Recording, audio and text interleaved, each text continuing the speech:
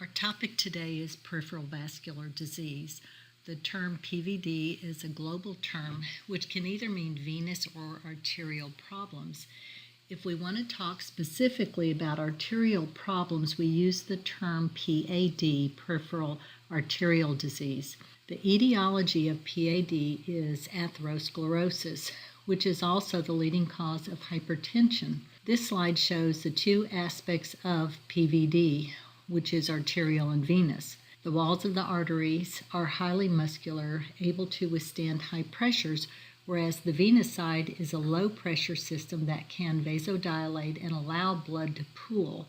In fact, about 70% of our blood is in the venous system, while 15% in the arteries and 15% in the capillaries. Problems affecting the arteries are much more serious than venous problems, and clinical manifestations of each are totally different. So we're going to talk about them separately, beginning with PAD. PAD can begin in the teen years, and it's estimated that 2/3 of Americans age 20 to 30 have PAD. Ethnically, it's more common among African American and Hispanics. This is where the arteries become damaged or obstructed, most often due to buildup of atherosclerotic plaque or a thromboembolism. A sudden arterial occlusion from an embolism can cause immediate tissue ischemia, pain, and death, whereas a gradual occlusion from atherosclerosis has less risk for death because usually collateral circulation may have had time to develop,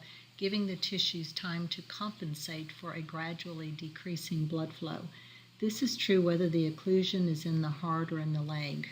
Atherosclerosis is the etiology for more than 90% of all PAD.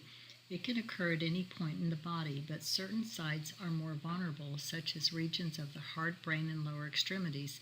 This picture shows a severely diseased aorta with changes throughout all the layers of the vessel. PAD obstructions occurring in the lower extremities are divided into either inflow or outflow blockages, depending on if the blockages are above or below the inguinal ligament. Inflow are above, which includes the aorta and iliac arteries. Outflow are below, which include the femoral, popliteal, and tibial artery.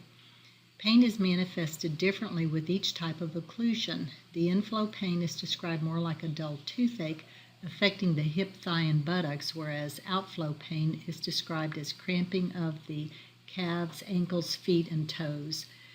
Patients can also experience both with advanced PAD. The most common early symptom of outflow blockages is called claudication, which is a cramping muscle pain that is caused by exercise or activity and relieved with rest. Commonly occurs in calf muscles or buttocks due to decreased oxygenation, anaerobic metabolism, and buildup of lactic and pyruvic acid. Claudication is reproducible for testing and examination. Pain that occurs at rest signifies a more extensive disease process requiring immediate attention.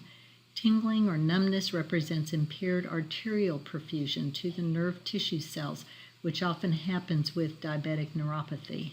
There are 4 stages of PAD. Stage 1 is where the patient is asymptomatic with 60 to 75% of the vessel occluded before the onset of signs and symptoms. A bruit or aneurysm may be found on physical examination. Stage 2 is when there is claudication. Pain is reproducible with exercise. Stage 3 is when the patient experiences rest pain or pain when sleeping. The pain may be relieved when they drop the affected extremity to a dependent position. And then stage 4 is when there is necrosis and gangrene. Other signs and symptoms of PAD include diminished or absent peripheral pulses, prolonged capillary refill, skin that is cool to touch. PAD is usually unilateral, so assessment includes comparing the extremities. If absent or weak pulses, recheck with a Doppler and document the results. Skin can be thin and shiny with no hair, maybe thickened toenails.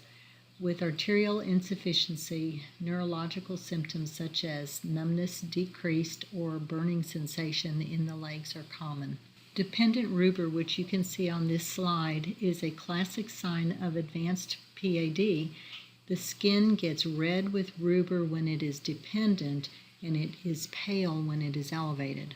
A sudden or gradual occlusion with unrelenting pain is a medical emergency because the patient is at risk of losing their life or limb depending on where the occlusion is. It could be due to an embolism or to a buildup of thrombotic plaque. Patients often present with what is called the 6 Ps. Number 1 is pain, sharp, extreme pain distal or below the occlusion, pallor, which could be mottled, pale, or pale when elevated, and no edema, pulselessness, which can be either diminished or absent pulses. Paresthesia is decreased sensation, pressure, or numbness, paralysis or muscle rigidity and cramping, and coolness, which is called poikilothermia. Risk factors are the same for all perfusion problems, whether hypertension, peripheral vascular disease, or coronary artery disease, because it's mostly about preventing atherosclerosis. So modify the modifiable and stop the unhealthy lifestyles such as smoking, high-fat diets, obesity, and sedentary lifestyle, and start de-stressing, eating healthy, exercising, and having regular checkups while monitoring cholesterol labs. Peripheral vascular disease is usually diagnosed with the history and physical, but diagnostic tests can determine the severity or extent of damage.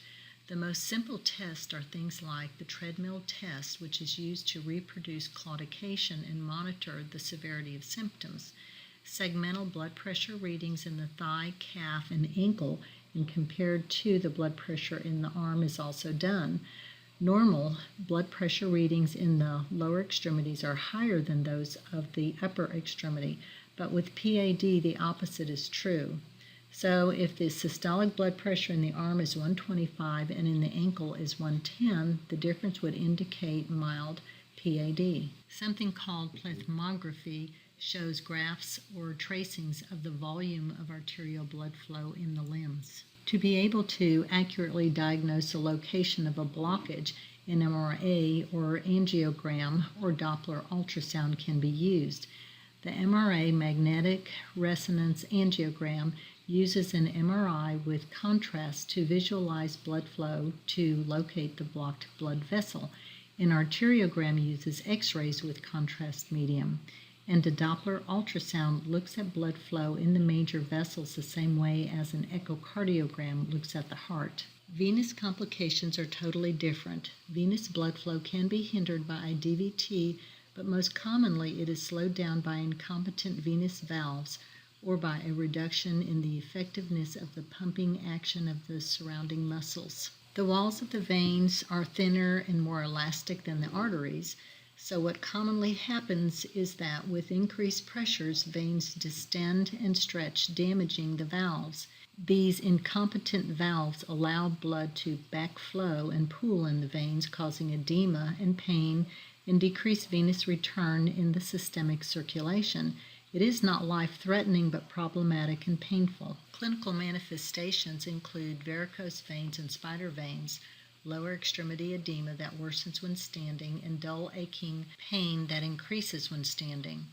It can be unilateral or bilateral.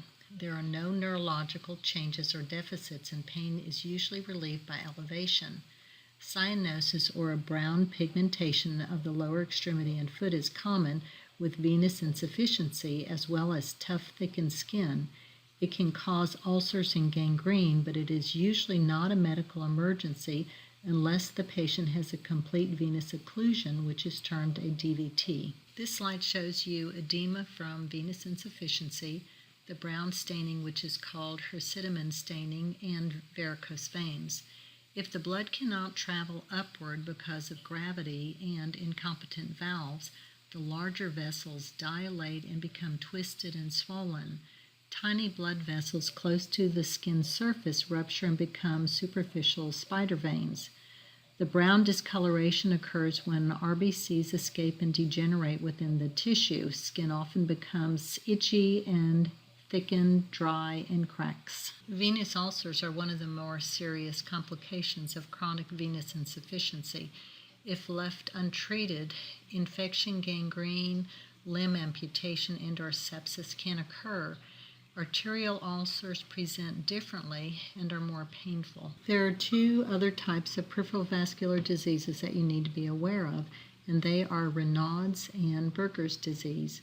Raynaud's is purely vasospastic in etiology. The arterioles and arteries of the upper and lower extremity can be affected, and what they do is they constrict, and there's blanching of the skin that occurs, followed by cyanosis.